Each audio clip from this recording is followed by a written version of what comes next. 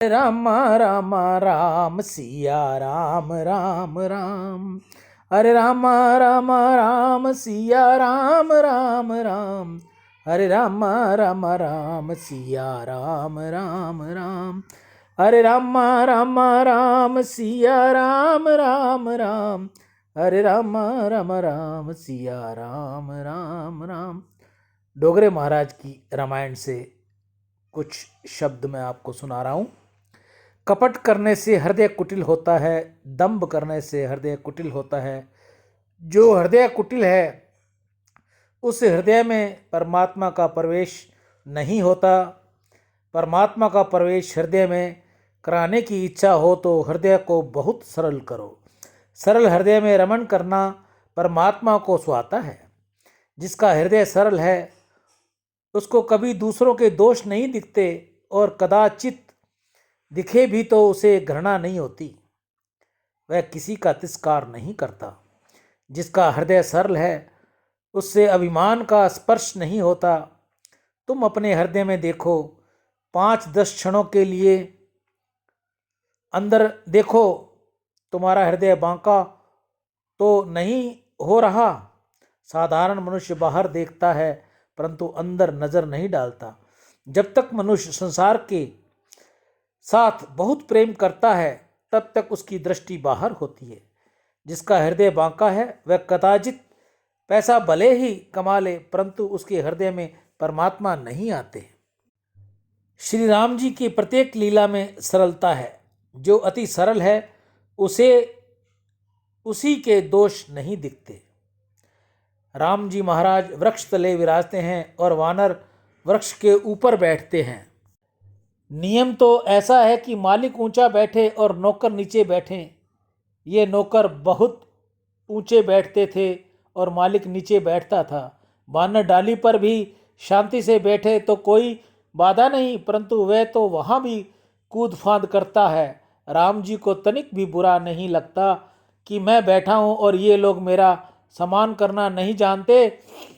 अति सरल को किसी का दोष नहीं दिखता, उसको किसी दिन भी बुरा नहीं लगता।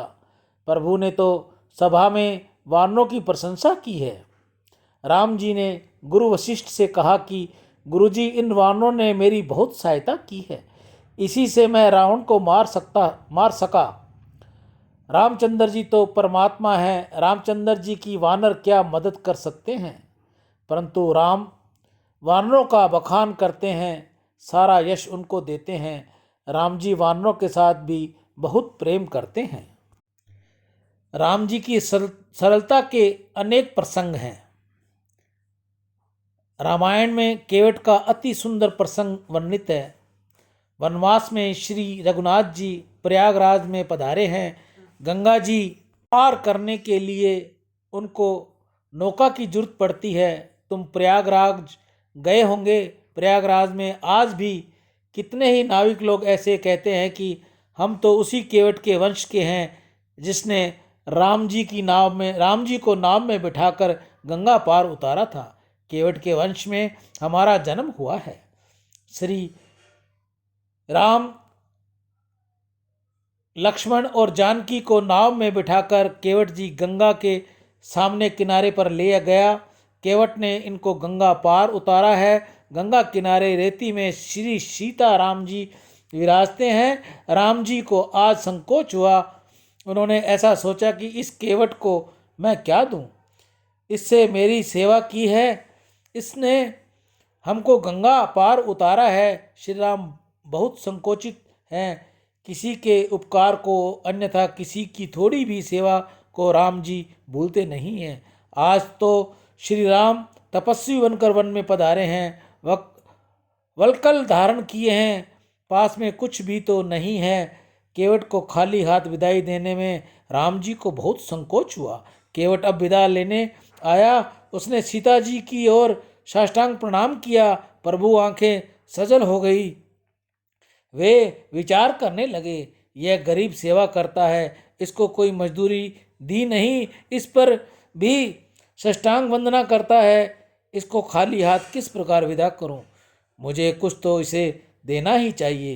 परंतु श्री रामचंद्र जी केवट के सामने देख सकते नहीं, नज़र धरती में गड़ी है। श्री सीता जी समझ गई कि प्रभु की इच्छा इसको कुछ देने की है, परंतु पास में कुछ नहीं है, इससे संकोच हो रहा है। माता जी की अंगूठी में एक सुंदर अंगूठी थी। सीता जी ने वह अंगूठी अंगुली से उतार कर राम जी के हाथ में देते हुए कहा, आप तनिक भी संकोच न करें, इसको इसे दे दीजिए। राम जी ने अंगूठी केवट को देने का प्रयास किया। केवट ने हाथ जोड़कर अंगूठी स्वीकार नहीं की। राम जी ने बोला, महाराज मैं कोई पढ़ा लिखा नहीं हूँ, अनपढ़ हूँ। मेरे पिता खास करके कहा करते हैं कि कोई गरीब आवे, साधु आवे, ब्राह्मण आवे, तपस्वी आवे, इनसे बिना कुछ भी लिए गंगा पार उतारना है। ये नियम मैंने सदैव पालन किया है। आप मेरी नाव में बैठे, मुझे आपकी सेवा का लाभ मिला, इससे आज मैं कृतज्ञ हुआ हूँ। मुझे कुछ भी लेना देना नहीं है। आज आप राजाधिराज होकर नहीं पधारे हैं, तपस्वी होके पधारे हैं। तपस्वी के पास से मैं कुछ लेता नहीं। प्रभु ने कहा, भाई मैं तुझे मजदूरी नहीं देता, प्रेम से अपना प्रसाद देता हूँ। प्रसाद तो अवश्य लेना चाहिए। प्रसाद लेने में तुम्हें नहीं करते हो, यह ठीक नहीं है। इसका प्रसाद मानकर ही तुम लेना। केवट हाथ जोड़कर कहा, महाराज आपकी प्रसाद देने की इच्छा हो तो समय आवे तब दीजिएगा, मैं मना नहीं करूँगा। मेरे मालिक आज वन में पधारे हैं, इसलिए आज मुझे प्रसाद भी नहीं लेना। मेरी ऐसी भावना है कि आप 14 वर्ष का वनवास सुख से परिपूर्ण होकर लौटकर आप सीता के साथ अयोध्या के सिंहासन पर विराजे, आपका राजा अभिषेक हो। उस समय इस गरीब को कुछ भी आप दे देंगे, मैं तुरंत सिर चढ़ाकर लूँगा। सियावर राम जय जय राम, मेरे प्रभु राम जय जय राम। जय मंगल भवन मंगलहारी, द्रवौ सुदशरथ अजर बिहारी, दीन दयाल वृद्ध संहारी, अरहुनाथ मम संकट भारी। गीता गंगा गौ माता की जय। दान से अंतःकरण की शुद्धि होगी और भगवत कृपा मिलेगी।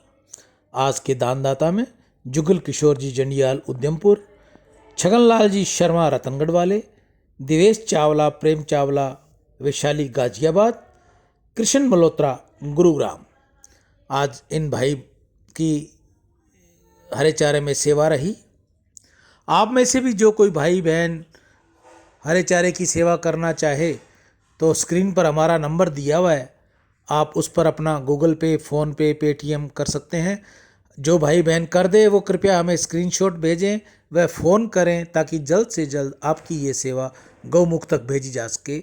एक बार पुनः मैं आपको नाम बता दूं, जुगल किशोर जी जंडियाल उधमपुर, छगनलाल जी शर्मा रतनगढ़ वाले, दिवेश चावला प्रेम चावला गाजियाबाद, कृष्ण मल्होत्रा गुरुग्राम, इनकी आज की सेवा रही। आप ये सेवा अपने घर के बाहर भी कर सकते हो, वहाँ भी कोई सुविधा तो कर सकते हो। ये ज़रूरी नहीं कि ये सेवा आप हम तक ही पहुँचाएँ। हम तो उनके लिए तैयार हैं जो सेवा तो करना चाहते हैं, उनके पास समय नहीं है या उनके पास कोई ऐसा साधन नहीं है जहाँ गायों को खुराक खिलाया जा सके। इस सेवा के लिए हम आपके पास तट पर खड़े हैं। राम।